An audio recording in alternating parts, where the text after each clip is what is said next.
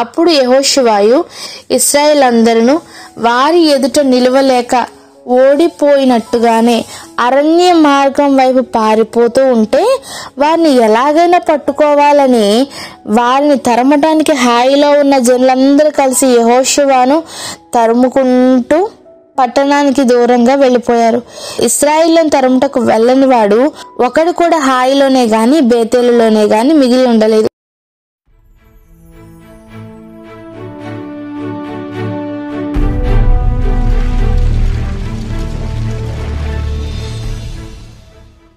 అప్పుడు యెహోవా యెహోషువతో, నీవు నీ చేతితో పట్టుకొనిన ఈటెను హాయి వైపు చూపించు, పట్టణమును నీ చేతికి అప్పగిస్తాను అని చెప్పగానే యెహోషువ తన చేతిలో ఉన్న ఈటెను ఆ పట్టణం వైపు చూపిస్తారు.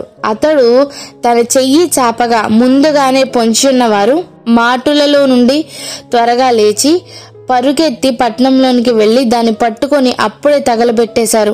ఇశ్రాయేలీలను తరుముతున్న హాయివారు వెనుక వైపు తిరిగి చూచినప్పుడు ఆ పట్టణం యొక్క పొగ ఆకాశానికి ఎక్కుతుంది. అప్పుడు అరణ్యంకు పారిపోయిన ఇశ్రాయేలు ప్రజలు యెహోషువ తిరిగి హాయివారిని హతం చేశారు. వారిలో ఒక్కడు కూడా మిగిలి ఉండలేదు, ఒకడు కూడా తప్పించుకోలేదు. వారు హాయిరాజును ప్రాణంతో పట్టుకొని యెహోషువ దగ్గరకు తీసుకొని వస్తారు. ఆ రోజున చనిపోయిన వారి లెక్క స్త్రీ పురుషులు అందరూ కలిసి 12,000 మంది. యెహోషువ హాయిరాజును సాయంకాలం వరకు మ్రాను మీద వేలాడదీయించాడు.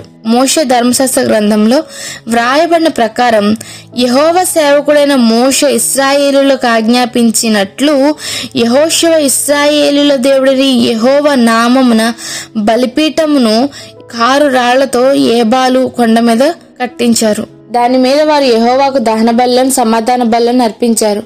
మోషే ఇశ్రాయేలుకు వ్రాసి ఇచ్చిన ధర్మశాస్త్ర గ్రంథమును ఒక ప్రతిని యెహోషువ అక్కడ నుండి ఆ రాళ్ల మీద వ్రాయించారు.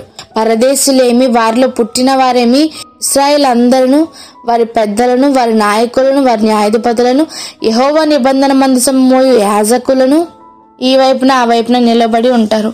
వారిలో సగం మంది గెరిజీము కొండ ఎదుట సగం మంది ఏబాలు కొండ ఎదుట నిలబడి యెహోషువ ధర్మశాస్త్ర గ్రంథములో వ్రాయబడిన దాని దీవెన వచనమును దాని శాపవచనము చదివి వినిపించారు. స్త్రీలను పిల్లలను వారి మధ్య నుండి పరదేశులను వినుచుండగా యెహోషువ సర్వ సమాజం ఎదుట మోషే ఆజ్ఞాపించిన వాటన్నిటిలో చదువక విడిచిన మాట ఒక్కటి కూడా లేదు. యోర్దాను అవతలనున్న మన్యంలోను లోయలోను లెబానోను ఎదుట ఉన్న మహాసముద్ర తీరమన్నంతటను ఉన్న హిత్తీలు, అమోరీలు, కనానీలు, పెరిజ్జీలు, హివ్వీలు, యోబూసీలు అనువారి రాజులందరూ జరిగిన దానిని వినినప్పుడు వారు యెహోషువతోను ఇశ్రాయేలుతోను యుద్ధం చేయటానికి అందరూ కలిసి వస్తారు. యెహోషువ యెరికోకును హాయికిని చేసిన దానిని గిబియోను నివాసులు వినినప్పుడు వారు కపటోపాయం చేసి రాయబారులమని వేషం వేసుకొని బయలుదేరతారు. తమ గాడిదలకు పాత గోనెలు కట్టి పాత గిల్లి చినిగిపోయి అతుకులు వేసినట్టుగా ఉన్న ద్రాక్షరసపు సిద్ధలను, పాత గిల్లి మాసికలు వేయబడిన చెప్పులను పాదములకు తొడుగుకొని పాత బట్టలు కట్టుకొని వచ్చారు. వారు ఆహారంగా తెచ్చుకొని రొట్టెలన్నీ ఎండిపోయి ముక్కలుగా ఉన్నాయి. వారు గిల్గాలు పాళెంలోనున్న యెహోషువ దగ్గరకు వచ్చి, మేము దూరదేశం నుండి వచ్చిన వారము, మాతో ఒక నిబంధన చేయుడనితోనూ ఇశ్రాయేలీయులతోనూ చెప్పగా, ఇశ్రాయేలీయులు మీరు మా మధ్యను నివసించువారేమో, మేము మీతో ఎలాగు నిబంధన చేయగలమని ఆ హివ్వీలతో అంటారు. వారు మేము మీ దాసులమని యెహోషువతో చెప్పినప్పుడు యెహోషువ మీరు ఎవరు, ఎక్కడ నుండి వచ్చారు అని అడుగుతారు. వారు నీ దేవుడని యెహోవా నామమును బట్టి నీ దాసులమైన మేము బహుదూరం నుండి వచ్చాము. ఆయన కీర్తిని ఆయన ఐగుప్తులో చేసిన సమస్తమును యోర్దానుకు అద్దరినున్న హెష్బోను రాజైన సీహోను, అస్తారోతులోనున్న బాషాను రాజైన ఓగు అను అమోరీల 2 రాజులకు ఆయన చేసినదంతయు మేము విన్నాము.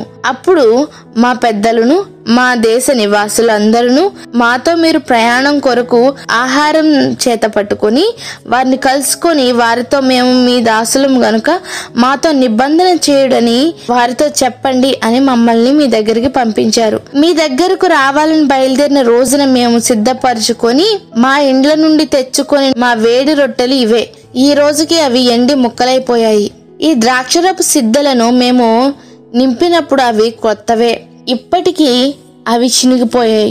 బహుదూరమైన ప్రయాణం చేసినందుకు ఈ మా బట్టలను చెప్పులను పాతగిలిపోయాయని అతనితో చెప్తారు.